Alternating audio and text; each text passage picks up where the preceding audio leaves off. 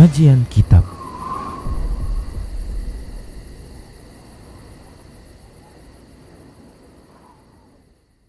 Bismillah, assalamualaikum warahmatullahi wabarakatuh. Innal hamdalillah nahmaduhu wa nasta'inuhu wa nastaghfiruh wa na'udzu billahi min shururi anfusina wa min sayyiati a'malina. Man yahdihillahu fala mudhillalah wa man yudlilhu fala hadiyalah.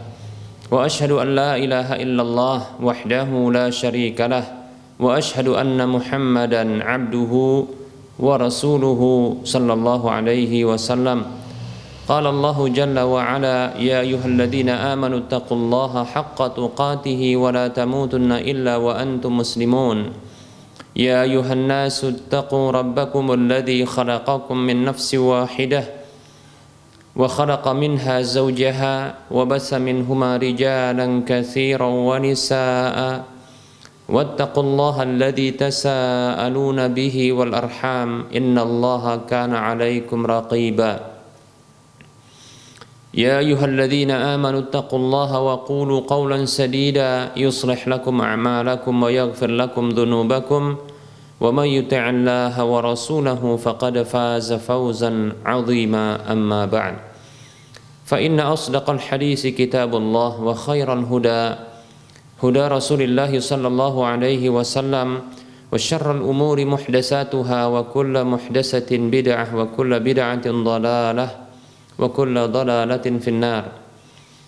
Para hamba Allah rahimani wa rahimakumullah, para pemirsa Rosyad TV dan para pendengar radio Medan Mengaji, semoga Allah Subhanahu wa taala senantiasa memberikan kebaikannya, kasih sayangnya, perlindungannya kepada kita di mana saja kita berada.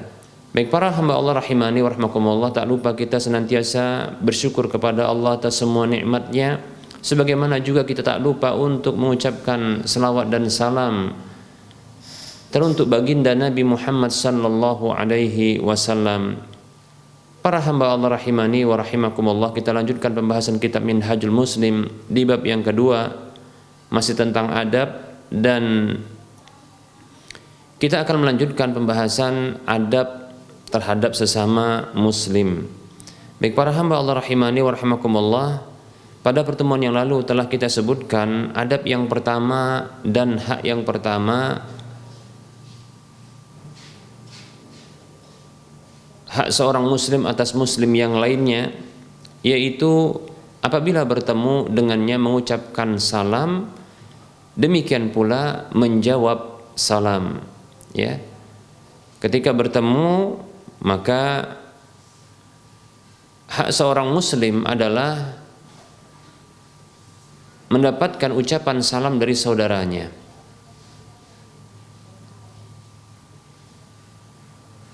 Mengucapkan salam kepadanya. Ya, seperti itu. Dan demikian pula hak muslim satu dengan yang lainnya adalah ya menjawab salamnya. Demikian para hamba Allah rahimani wa rahimakumullah. Rasulullah sallallahu alaihi wasallam bersabda dalam sebuah hadis yang diriwayatkan oleh Imam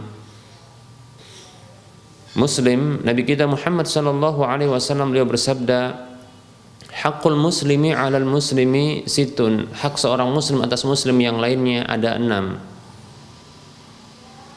Disebutkan di antaranya adalah wa idza laqiyahu fal yusallim alaihi, atau kama qala sallallahu alaihi wasallam, apabila bertemu dengannya maka hendaklah mengucapkan salam kepadanya. Demikian. Nah, ini adalah hak seorang muslim atas muslim yang lainnya, yaitu ketika bertemu dengannya mengucapkan salam kepadanya. Sebagaimana juga hak seorang muslim atas muslim yang lainnya adalah menjawab salamnya. Jadi ini saling menyebarkan salam. Ya, saling menyebarkan salam. Nabi SAW bersabda dalam hadis yang diriwayatkan oleh Imam Bukhari dan Muslim, bahkan ini lafadznya muttafaqun alaihi, disepakati oleh Imam Bukhari Muslim. Rasulullah SAW bersabda, haqqul muslimi 'alal muslimi khamsun, hak seorang muslim atas muslim yang lainnya ada 5. Di antaranya disebutkanlah raddus salami, membalas salam, ya, membalas salam ya seorang muslim. Baik, di sini luar biasa para hamba Allah rahimani wa rahimakumullah, itu saling menyebarkan salam dan saling menjawab salam. Demikian, ya. Yang sudah kita sebutkan pada pertemuan yang lalu, salam ini bukan hanya sekedar ucapan penghormatan, bukan sekedar sapaan belaka, namun ini adalah ucapan penghormatan. Ucapan penghormatan, ya, yang berdasarkan wahyu Allah Subhanahu wa taala. Terkadang kita seorang muslim dengan muslim yang lainnya itu menganggap bahwa sapaan dengan menyebutkan nama yang diiringi sebelumnya dengan penghormatan, seperti kalau dia laki-laki kita panggil dengan Pak, kalau dia perempuan kita panggil dengan Bu, ya, seperti itu. Lalu menanya kabarnya, maka ketahuilah salam itu adalah sapaan yang terbaik. Sapaan yang terbaik, karena itu adalah sapaan yang berdasarkan wahyu dari Allah Subhanahu wa taala dan dia mengandung penghormatan. Ya, penghormatan terhadap orang yang disapa, demikian. Sekaligus juga mengandung doa kebaikan yang sudah kita sebutkan, ya. Di sana ada doa keselamatan, kedamaian, kesentosaan, kemudian ada doa kerahmatan, ya, kasih sayang Allah Subhanahu wa taala. Sekaligus ada doa keberkahan, banyaknya kebaikan dan berterusan kebaikan, bertambah-tambah kebaikan. Demikian para hamba Allah rahimani wa rahimakumullah. Dan juga, ya, hak seorang muslim adalah menjawab salamnya. Bahkan dianjurkan untuk menjawab salamnya dengan jawaban yang lebih baik, ya, dengan sempurna. Bila diucapkan dengan assalamualaikum maka dibalas dengan lebih, ya, dengan lebih waalaikumsalam warahmatullah. Setidaknya adalah sama, yaitu waalaikumsalam saja, ya. Tapi lebih apabila diucapkan assalamualaikum warahmatullah maka jawab dengan lebih waalaikumsalam warahmatullahi wabarakatuh. Setidaknya sama waalaikumsalam warahmatullah. Kalau diucapkan assalamualaikum warahmatullahi wabarakatuh maka jawab yang setimpal waalaikumsalam warahmatullahi wabarakatuh. Allah Subhanahu wa taala berfirman dalam surah An-Nisa ayat 86, Allah mengatakan, A'udzu billahi minasyaitonir rajim wa idza huyyitum bi tahiyyatin fahayyu bi ahsana minha aw rudduha. Apabila kalian diberi sebuah penghormatan, ya, apabila kalian diberi penghormatan dengan sebuah penghormatan maka balaslah penghormatan tersebut dengan yang lebih baik atau yang setimpal. Demikian Allah memerintahkan yang pertama sekali untuk membalasnya dengan lebih baik, kalau tak bisa maka setimpal. Baik para hamba Allah rahimani wa rahimakumullah, ya. Nah, berikutnya di antara hak seorang muslim atas muslim yang lainnya adalah terkait dengan bersin, ya. Terkait dengan bersin, apabila seorang muslim dia bersin, maka di antara hak adabnya terhadap muslim yang lainnya adalah dia menahan bersinnya. Jadi ini adab bagi orang yang bersin. Bagi orang yang bersin, ketika dia bersin hendaklah dia menahan bersinnya, ya. Baik itu dengan tangannya atau dengan pakaiannya atau dengan sesuatu yang bisa menahannya, jangan sampai itu tersebar dan menebar, ya, di udara. Yang ketahui sesungguhnya proses bersin adalah proses, ya, pembuangan atau penolakan terhadap penyakit apapun yang hendak masuk ke dalam tubuh, ya, lewat hidung. Demikian, ya. Maka Allah jadikan, ya, tubuh ini itu melakukan penolakan, ya, dengan cara bersin, yang mengeluarkannya seperti itu dengan cara bersin, menolaknya atau mengeluarkannya dengan cara bersin, sehingga yang sesungguhnya yang sedang ditolak tersebut atau yang dibuang itu adalah sesuatu yang asing, sesuatu benda asing, baik itu, ya, penyakit ataupun yang lainnya yang barangkali ini bisa akan dengan izin Allah membuat sakit tubuh orang yang bersin tersebut. Demikian. Maka dengan bersin itu proses sesungguhnya pembuangan penyakit atau apa saja yang tentunya ini adalah benda-benda yang renik, yaitu benda-benda yang dia kecil sekali. Demikian para hamba Allah rahimani wa rahimakumullah. Begitu hebatnya ya sesungguhnya tubuh kita yang Allah ciptakan ini, dan itu menunjukkan tentunya kemahakuasaan Allah Subhanahu wa taala, kesempurnaan Allah Subhanahu wa taala. Demikian ya. Maka hendaknya ditahan baik itu dengan tangan maupun dengan pakaian. Baik ya para hamba Allah rahimani wa rahimakumullah. Ya. Andaikan pun yang sedang ditolak itu bukanlah penyakit. Ya. Tapi benda-benda ya kita katakan kecil, ya seperti mungkin debu, ya sehingga pun ya Allah jadikan tubuh ini menolaknya dengan cara bersin. Kita katakan ya cairan yang keluar dari mulut atau hidung ketika bersin tentunya adalah menjijikkan. Nah, ini adab kepada sesama ya adalah dengan menahannya, tidak membiarkan itu terburai atau kita katakan tersebar ya di udara, sehingga ini mengganggu kenyamanan saudara-saudara seiman yang ada di sekitar kita. Tentunya menjijikkan. Belum lagi ternyata ada penyakit yang sedang ditolaknya. Demikian ya. Baik para hamba Allah rahimani wa rahmakumullah, di antara adab berikutnya bagi orang yang bersin adalah dia merendahkan suaranya ya. Tidak sampai meninggikan suaranya. Ya kita dapatkan ada orang yang bersin itu membuat kaget orang di sekitarnya. Ya. Membuat kaget, membuat riuh, membuat berisik, ya, bising suasana demikian, ya. Apalagi terkadang bersinnya itu tidak sekali, bahkan bersusulan, ya.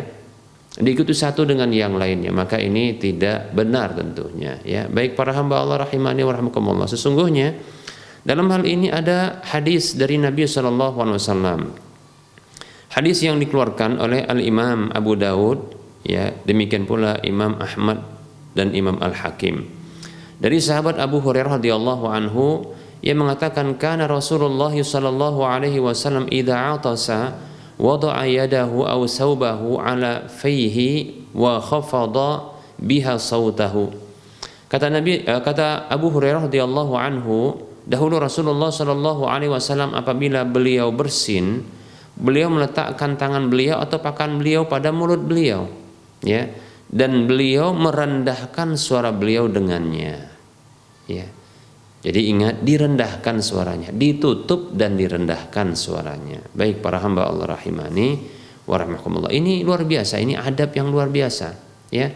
Tidak mengganggu saudara atau orang-orang di sekitar, ya, dengan penyakit yang sedang kita tolak, ya, dengan bersin tersebut, ya. Itu proses tubuh kita yang Allah ciptakan luar biasa, ya.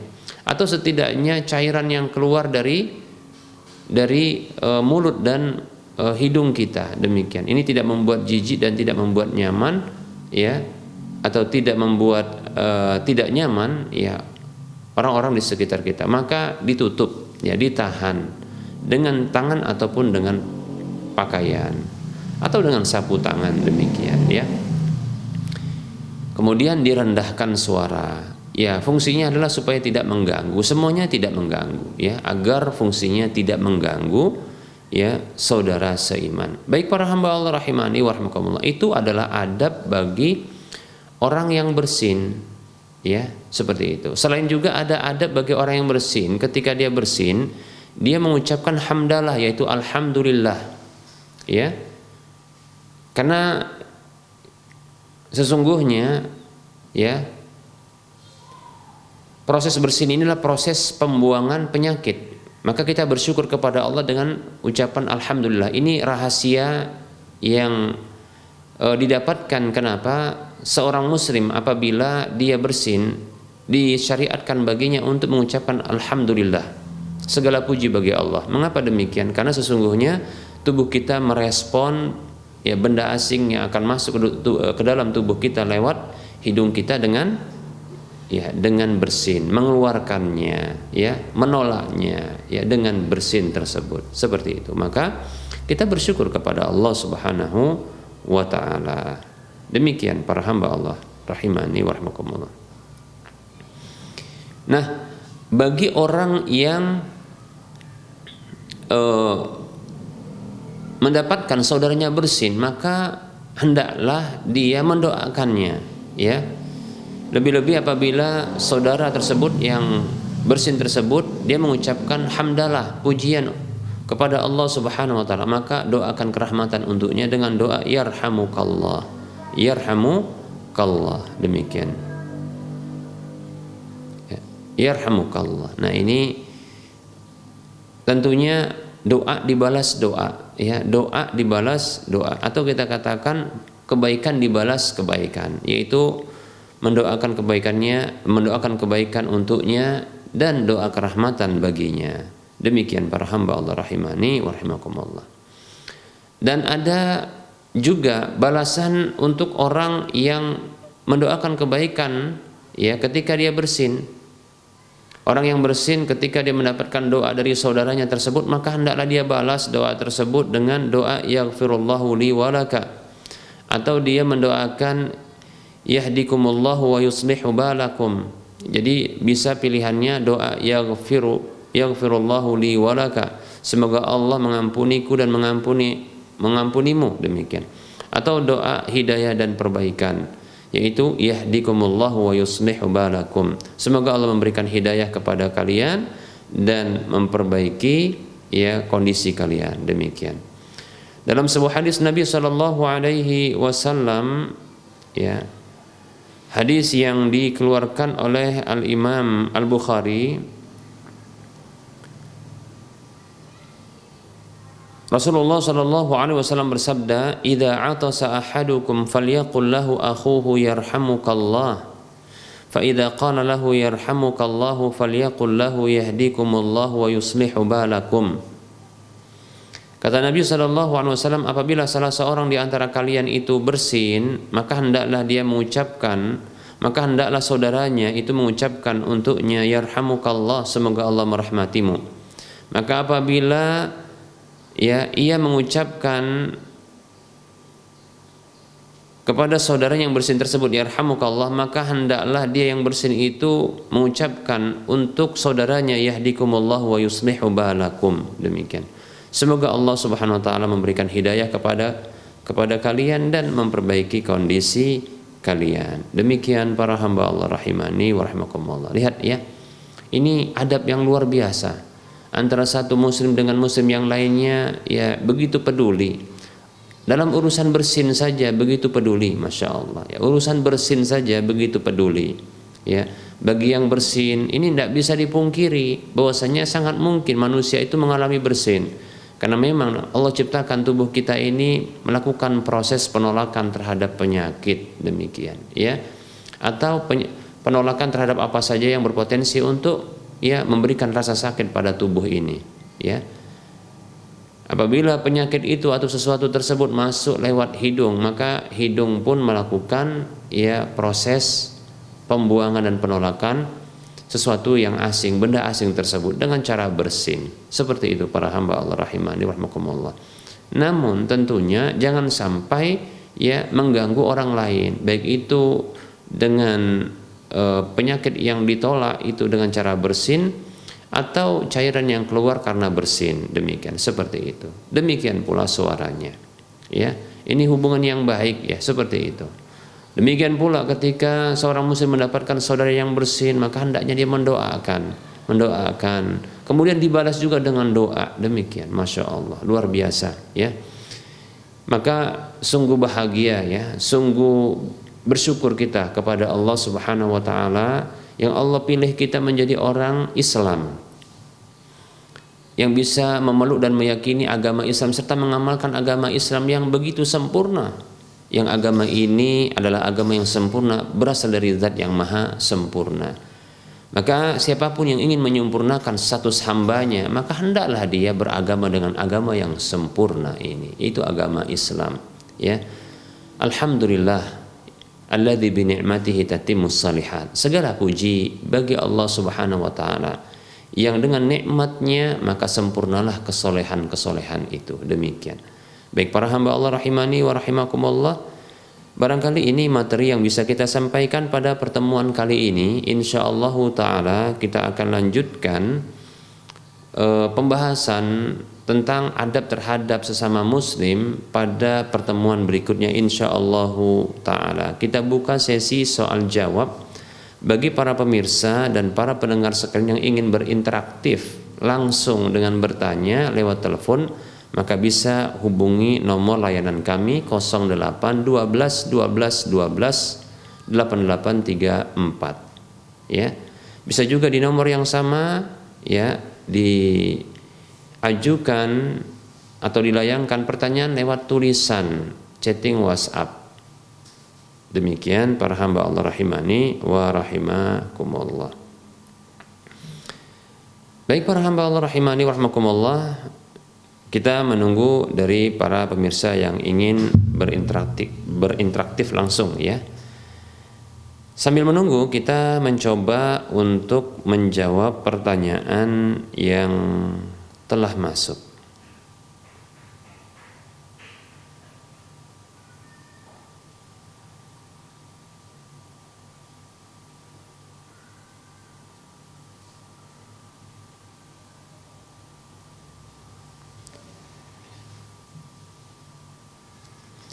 Ada pertanyaan, Assalamualaikum Ustadz, jika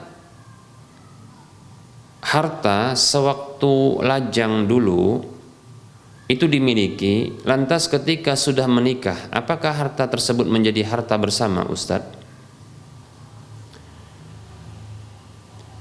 Waalaikumsalam warahmatullahi wabarakatuh. Perlu diketahui para hamba Allah rahimani wa rahimakumullah, bahwasanya harta suami bukanlah harta istri dan harta istri bukanlah harta suami. Ya. Baik itu harta tersebut dibawa sebelum menikah, yaitu ada sebelum menikah, demikian pula setelah menikah, datangnya setelah menikah, namun itu dikhususkan bagi salah satu individu, suami atau istri. Sangat mungkin ya, sang istri dia mendapatkan harta setelah pernikahannya. Contohnya seperti pemberian murni dari suaminya untuk dirinya. Pemberian murni ya suaminya untuk dirinya, maka itu menjadi harta istrinya yang tidak boleh diambil kembali oleh suaminya. Ya. Begitu juga mahar ya yang telah diberikan ya kepada istrinya, maka itu hak istrinya tidak boleh diminta kembali. Bahkan dalam satu hadis ada ancaman ya tentang mengambil kembali atau meminta kembali pemberian yang telah diberikan kepada orang yang diberikan. Diminta kembali harta tersebut, maka ini merupakan sebuah larangan. Kata Nabi SAW, alladzi ya'udu ala hibatihi kal kalbi ya'udu ala qai'ihi. Atau kama qala sallallahu alaihi wasallam. Orang yang kembali kepada pemberiannya, maksudnya minta kembali atau mengambil kembali pemberiannya, hibahnya, hadiahnya, maka itu seperti anjing yang kembali kepada muntahnya, yaitu menjilat kembali muntahnya. Itu menjijikkan tentunya, ya, menjijikkan. Bahkan jilatan itu adalah najis, jilatan anjing itu, ya, menunjukkan haram ya untuk mengambil kembali pemberian yang telah diberikan, seperti itu. Nah, ini adalah ya hak istri, demikian ya, hak istri. Bisa juga sang istri tersebut mendapatkan ya pemberian dari orang lain ya, seperti contohnya dari keluarganya atau dari jalur warisan, seperti mungkin ada pihak keluarga atau orang tua salah satu darinya yang wafat, atau mungkin saudara-saudarinya yang wafat, sehingga dia mendapatkan bagian harta warisan. Maka itu milik istri, bukan milik suami. Demikian. Begitu juga apabila ternyata sang istri memiliki usaha atau pekerjaan yang menghasilkan uang, ya, maka itu adalah milik istri, bukan milik suami. Demikian. Sebagaimana juga, ya, Harta suami bukanlah harta istri. Harta istri bukanlah harta suami. Harta suami bukanlah harta istri. Jadi ketika sang suami bekerja, dia mendapatkan upah dari pekerjaannya, baik itu dia menjadi pegawai, ada gajinya, atau dia bekerja berusaha, ada keuntungan dagang yang didapatkannya. Maka bukanlah semua dari keuntungan dagang dan upahnya tersebut itu milik dari istrinya, bukan. Bukan seperti yang kita dapatkan di masyarakat kita, gaji suami itu lantas dikuasai oleh istri, atau sang suami ya menyerahkan semua gajinya kepada istrinya. Enggak. Tidak demikian, itu keliru. Kewajiban dari sang suami adalah menafkahi istri. Jika dibutuhkan untuk ya memberikan dalam sebulan kebutuhan ya sang suami istri dalam rumah tangganya, begitu juga anak-anaknya, maka diberikan kepada sang istri tersebut. Tapi ingat, itu bukanlah hak istri, tapi itu adalah tanggung jawab istri untuk mengelolanya dan membelanjakannya sesuai dengan kebutuhan dan peruntukannya. Demikian ya, tidak berlebihan. Adapun sisanya tetap menjadi hak suami, seperti itu. Demikian ya, bukan menyerahkan semua harta sang suami kepada istrinya, bukan. Demikian pula tidak menyerahkan semua gaji kepada sang istrinya, tidak demikian ya. Ya, andaikan sang suami bergaji ya kita katakan 6 juta, 7 juta, sementara kebutuhan rumah tangga hanya mungkin 3 juta, maka serahkan 3 juta, ya pegang sisanya. Demikian. Tidak ada hak sang istri untuk menguasai semua ya gaji suami atau pendapatan suami. Demikian. Tidak demikian ya. Tidak ada harta bersama ya, kecuali kalau dalam usaha yang di situ ada sumbangsi suami dan istri ya, bisa jadi harta dari suami, begitu juga istri ternyata membantu dalam usaha tersebut. Maka di sini ya besarnya usaha tersebut itu bersama, maka ada andil yang dimiliki oleh sang istri yang itu menjadi aset bagi sang istri. Demikian. Adapun dalam gaji ya, harta suami itu tidak ada hak istri, sebagaimana tidak ada hak suami pada harta istri tersebut. Demikian para hamba Allah rahimani wa rahimakumullah ya. Dalil dalam masalah ini adalah kisah Zainab, istri dari Abdullah bin Mas'ud radhiyallahu anhuma.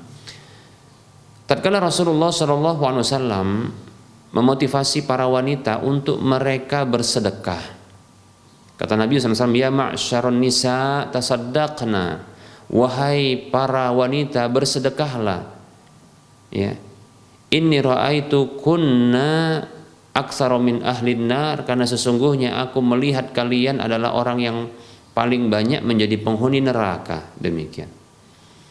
Maka Zainab mendapatkan motivasi seperti ini, maka dia mengambil sebagian harta perhiasannya, dia ingin sedekahkan. Demikian ya. Abdullah bin Mas'ud radhiyallahu anhu mengetahui hal tersebut ya, mengetahui hal tersebut, maka dia katakan kepada istrinya bahwasanya orang yang berhak untuk mendapatkan sedekah darinya, dari sang istrinya ini yang bernama Zainab ini, adalah suami dan anak-anaknya. Jadi sedekah yang terbaik, yang paling berhak untuk mendapatkan ya sedekah dari seseorang itu adalah kerabatnya, karib kerabatnya, yaitu anaknya, begitu juga suaminya. Demikian, seperti itu, suaminya dan anaknya. Zainab radhiyallahu anha tidak terima dengan ucapan suaminya. Ya, aku tidak akan menerima ucapanmu sampai aku datang kepada Nabi SAW, atau ungkapan yang semisal dengan itu. Maka ia pun datang kepada Nabi SAW, bertanya kepada Nabi tentang hal tersebut, bahwasanya suaminya yaitu Abdullah bin Mas'ud menyatakan bahwa ya suami dan anaknya adalah orang yang lebih berhak untuk mendapatkan sedekahnya. Sebelumnya dia mengatakan, wahai Rasulullah, Anda perintahkan kami untuk bersedekah karena kami termasuk orang yang paling banyak menjadi penghuni neraka. Dan ketika aku memiliki harta dan aku ingin bersedekah, ternyata suamiku mengatakan bahwa orang yang paling berhak untuk mendapatkan sedekahnya adalah suami dan anaknya. Demikian. Apa kata Rasulullah dengan laporan seperti ini dari Zainab, istri dari Abdullah bin Mas'ud radhiyallahu anhuma? Shadaqa Ibnu Mas'ud. Ya, benar itu Ibnu Mas'ud. Sesungguhnya ya, orang yang paling berhak untuk mendapatkan sedekahmu adalah suami dan anakmu. Demikian. Perhatikan di sini Nabi mengakui bahwasanya ya, Zainab itu punya harta dan tidak ada kewajiban bagi Zainab untuk menafkahi suaminya. Nah, ini menunjukkan bahwasanya sesuatu yang dipahami oleh Nabi SAW dan para sahabat, bahwasanya harta istri bukanlah harta suami. Demikian. Bahkan sang suami saja, yaitu Abdullah bin Mas'ud, ketika istrinya hendak bersedekah keluar rumah, itu diarahkan sedekahnya coba diarahkan kepada suami dan anaknya. Demikian. Menunjukkan bukan sebuah keharusan, dan bukan menunjukkan milik bersama. Kalau seandainya harta itu milik bersama, maka Abdullah bin Mas'ud lantas dia mengambil harta Zainab untuk kebutuhan mereka. Tapi ternyata Zainab tidak melakukan demikian, dan begitu juga Abdullah bin Mas'ud tidak melakukan demikian. Bahkan Rasulullah juga ya memberikan isyarat bahwasanya Zainab itu punya hak terhadap hartanya. Seperti itu. Jadi harta suami bukan harta istri bukan harta suami. Supaya tidak ada harta gono gini, maka perlu diberlakukan ya, dan perlu dijelaskan tentang hal ini, yaitu tidaklah bersama harta tersebut ya, antara harta istri dan harta suami. Harta suami bukan harta istri bukan harta suami. Wallahu ta'ala alam.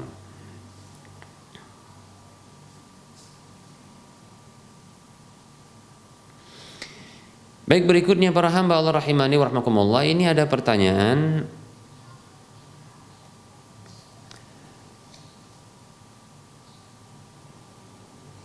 Assalamualaikum Ustaz, saya mau bertanya bagaimana cara untuk bertobat dari hutang riba. Kasusnya begini, surat rumah dipinjam saudara, digadaikan ke bank untuk buat usaha. Saat itu kami belum tahu bila hal itu tidak dibolehkan, jadi kami setuju.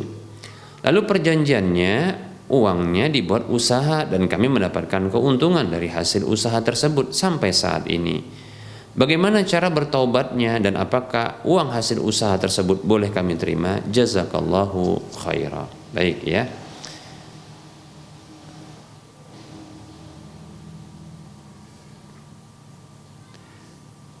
Waalaikumsalam warahmatullahi wabarakatuh. Di sini ada dua kesalahan. Ya. Kesalahan pertama adalah ya, membantu saudara untuk berbuat riba, yaitu dengan memberikan ya, surat rumah untuk digadaikan di sebuah perbankan agar bisa mendapatkan hutang dengan cara riba.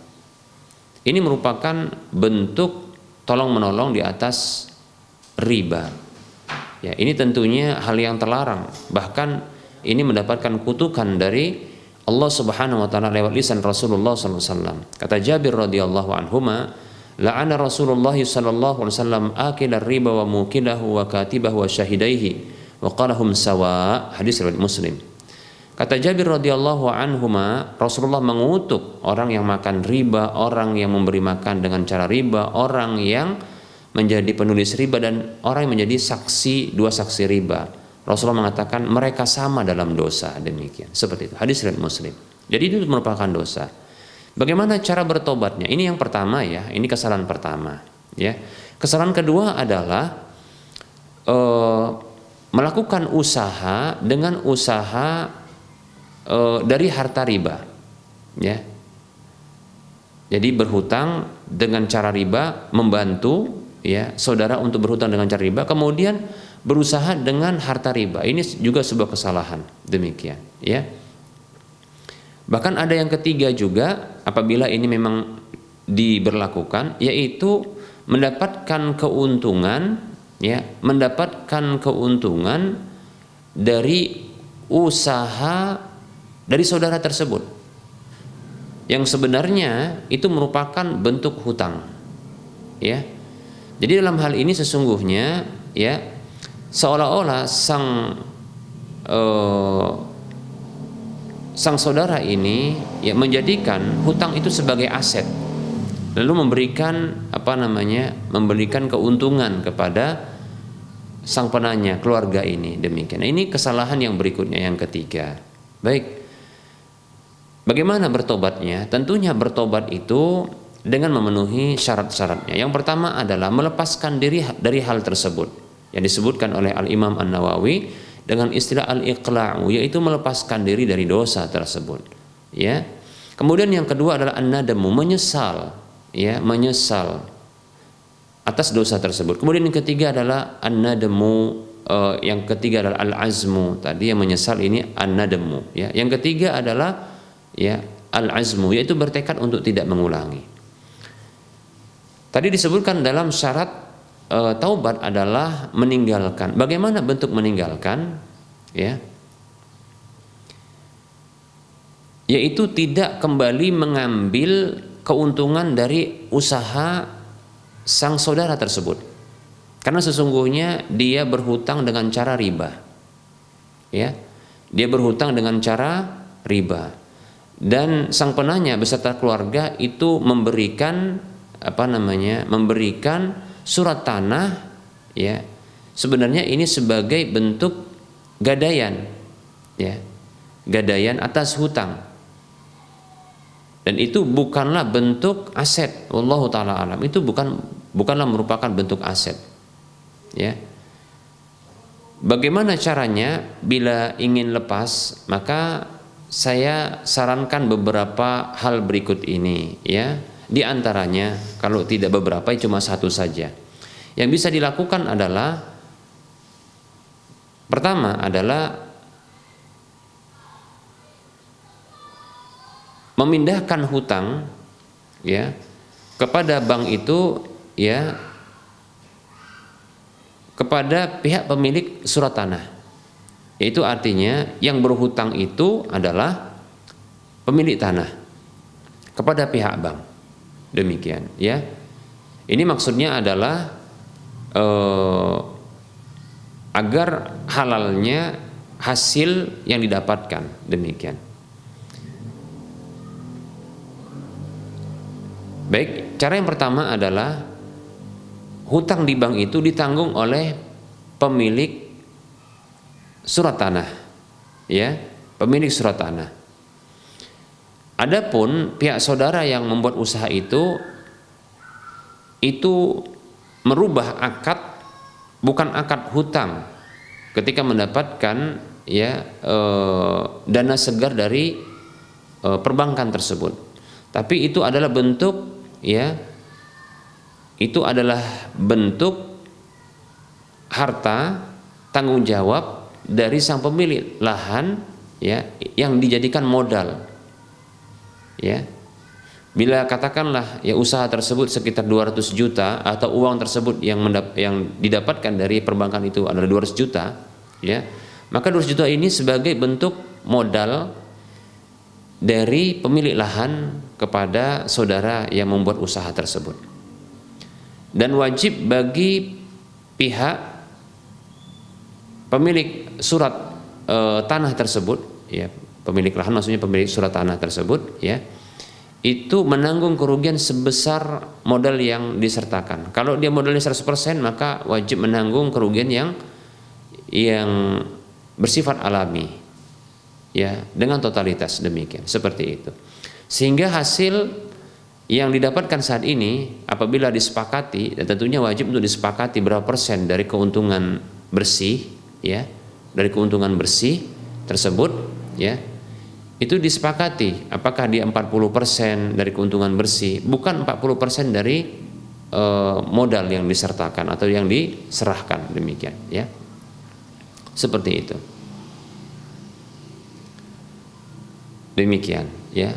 Maka keuntungan yang didapatkan berikutnya adalah insya Allah adalah sah.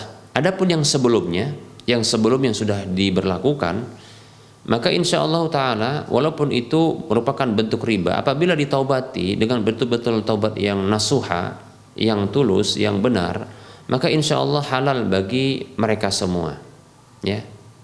Hanya saja untuk berikutnya akadnya dirubah dengan salah satu trik yang sudah saya sampaikan, baru satu trik yang saya sampaikan ini ya, yaitu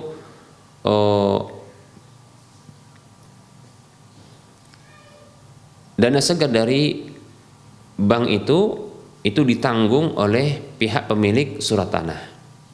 Mereka yang sesungguhnya berhutang ke bank, demikian. Nanti mereka akan melunasi seperti itu, ya. Kemudian dana yang diterima, katakanlah tadi hutangnya sekitar 200 juta. Itu diberikan, yang sudah diberikan kepada saudara yang membuat usaha itu dirubah akadnya menjadi akad permodalan yang syar'i. Ya, akad permodalan yang syar'i. Yang wajib bagi pemilik lahan, pemilik surat tanah itu menanggung kerugian berikutnya kalau ada kerugian yang bersifat alami sebesar ya nilai modal yang nilai modalnya. Jadi kalau 100% modalnya itu, maka wajib ditanggung ya 100% kerugiannya, demikian ya. Seperti itu. Ingat, apabila kerugiannya bersifat alami. Kemudian wajib ditentukan persentase dari keuntungan, apakah 40-60%, 40%, 60% atau 50%, 50%. Dan itu diambil dari keuntungan bersih, bukan dari besaran modalnya, demikian. Seperti itu. Baik, insya Allah dengan seperti ini ya, ini halal insya Allah. Dan satu lagi perlu kita sampaikan bahwasanya keuntungan yang didapatkan tidak boleh stagnan ya, tidak boleh flat, tidak boleh baku, demikian. Harus dia fluktuatif berdasarkan keuntungan bersih yang didapatkan, demikian ya. Seperti itu.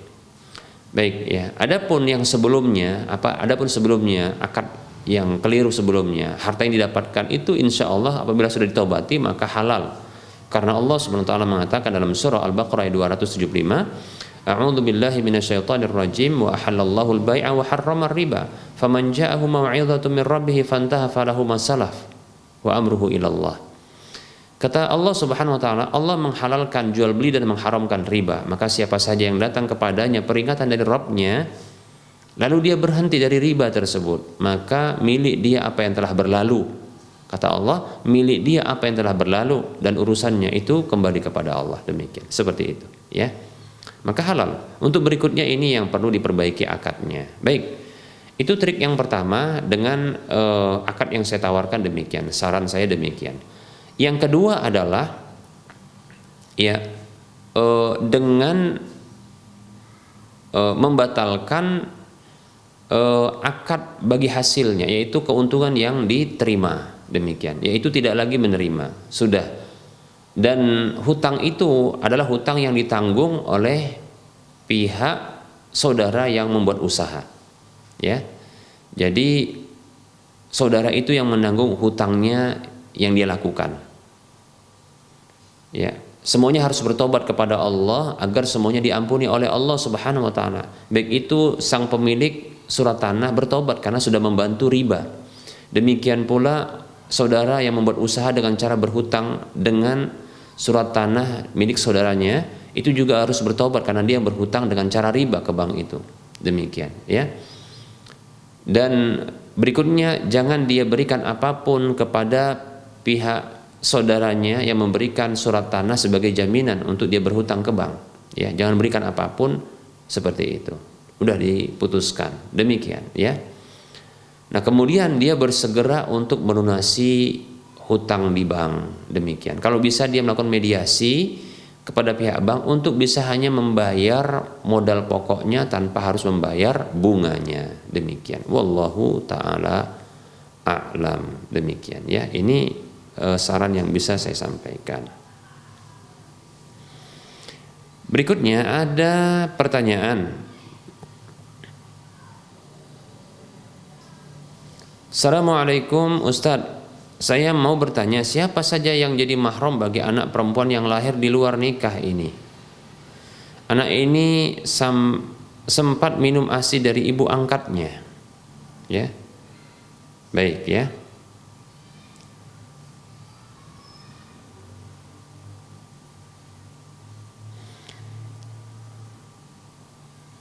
Waalaikumsalam warahmatullahi wabarakatuh. Yang mahram bagi anak perempuan yang lahir di luar nikah adalah pertama ayah biologisnya menurut pendapat yang kuat. Jadi ayah biologisnya termasuk mahram bagi dirinya, ya. Mahram bagi dirinya. Wallahu taala alam. Ini saya condong kepada pendapat tersebut, ya. Haram untuk nikah, ya. Haram juga haram untuk nikah, sehingga ya boleh untuk barangkali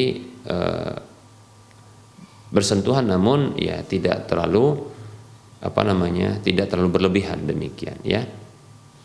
Dan boleh juga melihat sebagian aurat kecilnya, ya, bukan aurat besarnya, demikian ya. Kemudian adalah keluarga laki-laki seperti saudara kandung dari ibu yang melahirkan dari anak ini, ya. Saudara kandung dari ibu dari yang melahirkan anak perempuan ini, ya. Seperti itu. Nah, ini wallahu taala alam, ini pendapat yang saya pegangi saat ini seperti itu, ya. Jadi keluarga laki-laki yang berhubungan langsung seperti ayah dari ibu yang melahirkan si bayi, ya, ayah kandung. Begitu juga saudara-saudara kandung, demikian, ya. Bahkan berikutnya wallahu taala alam adalah anak laki-laki yang dilahirkan oleh sang ibu yang melahirkan bayi ini, demikian ya, seperti itu. Berikutnya adalah yang mahram bagi sang bayi perempuan ini adalah keluarga dari ibu susunya. Tapi ingat ya, kemahraman dari sisi sepersusuan itu apabila ya telah menyusui bayi tersebut itu dengan jumlah 5 kali susuan yang cukup. Ini menurut pendapat yang kuat berdasarkan hadis dari Aisyah radhiyallahu anha. Ya. Jadi 5 kali susuan yang masing-masingnya itu cukup. Seperti contohnya 1 kali susuan itu sampai kenyang, kemudian disusui lagi ya pada kali berikutnya, apakah mungkin di beberapa jam setelah itu disusui sampai kenyang berikutnya, atau di hari berikutnya disusui sampai kenyang. Yang jelas sampai 5 kali susuan dan itu masing-masingnya kenyang, ya, maka ini membuat kemahroman, ya. Jadi tidak perlu sampai 10 kali susuan, ya, atau bukan dengan 1 kali susuan atau 3 kali susuan, tapi yang tepat adalah 5 kali susuan berdasarkan hadis Aisyah radhiyallahu anha. Baik, nah apabila telah terjadi seperti ini, yaitu susuan masing-masingnya sekitar 5 kali susuan itu kenyang, maka siapa saja yang jadi mahram bagi sang bayi perempuan ini kelak nanti ketika sudah besar dewasa, sang bayi perempuan ini adalah pertama adalah ayah susunya, yaitu suami langsung dari ibu susunya, yang sebab mani dari ya suami tersebut maka sehingga ada asinya, demikian, seperti itu ya. Jadi suami langsung dari ibu susunya yang saat itu mahram ya. Kelak seterusnya pun mahram ya, demikian. Adapun suami sambung itu tidak menjadi mahram bagi ibu susunya, ya. Suami sambung wallahu taala alam itu tidak menjadi mahram bagi ibu susunya, ya, kecuali apabila telah berhubungan badan. Wallahu taala alam, ya. Ini saya condong kepada pendapat ini. Kemudian berikutnya adalah anak laki-laki dari ibu susunya, anak laki-laki kandung dari ibu susunya. Kemudian berikutnya adalah bapak kandung dari ibu susunya, ya, bapak kandung dari ibu susunya. Begitu juga adalah paman kandung dari ibu susunya, paman kandung dari ibu susunya. Demikian.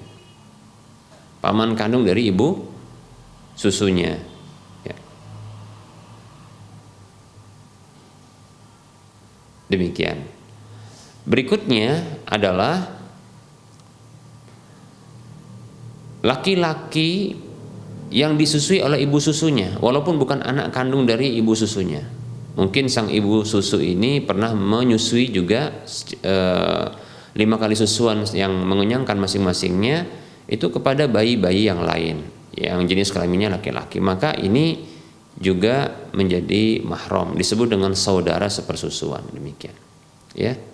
Wallahu taala a'lam, ini dia yang bisa kita sampaikan ya terkait dengan kemahraman dari sisi sepersusuan. Wallahu taala a'lam.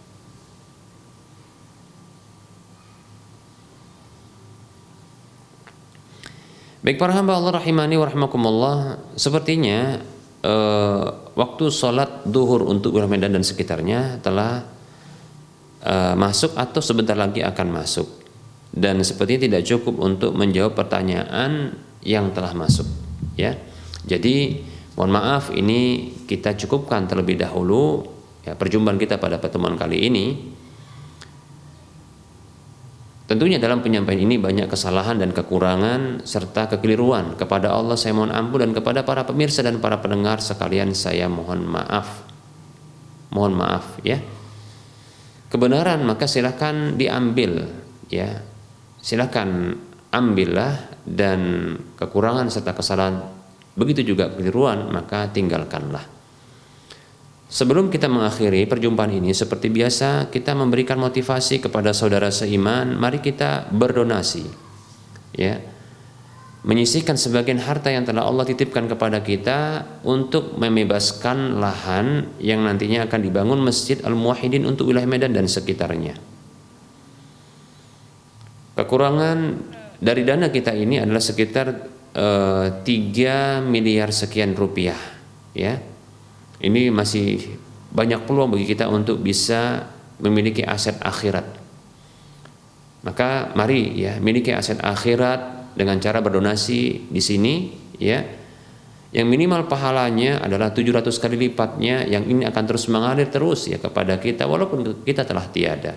Salurkan infak dan sedekah jariah Anda ke nomor rekening berikut ini: Bank Syariah Mandiri atau Bank Syariah Indonesia di nomor 7127485555 atas nama Yayasan Lajnah Dakwah Medan, kode bank 451. Miliki aset akhirat ya dengan berdonasi di nomor rekening Bank Syariah Indonesia di nomor 7127485555 atas nama Yayasan Lajnah Dakwah Medan, kode bank 451. Dan Anda bisa membaca info ini di layar kaca Anda.